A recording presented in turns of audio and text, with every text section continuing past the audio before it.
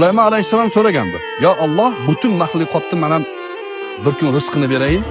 Boy bo'lganlar-ku. Podshoh bo'lganlar. To'plaganlar. To'plaganlar hamma narsani, bütün haloyiqqa boqaman. Dengiz oldiga olib ketib, yeb qo'ydik. Qo'yganlarida bitta baliq chiqib shunday yutib olib ketdi. Bir dona baliq. Bir chumolani ko'rib qolib so'ragan ekan. Tillarni bilganlar-ku.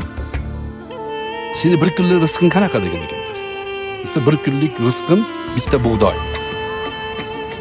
Esa bitta bug'doyni qo'yib ustiga kosani ag'darib qo'yib, ertaga o'zim kelib beraman ikkinchi bug'doy. Kelibdi ko'tarsa yarimta bug'doy yeyilmay qolib ketibdi.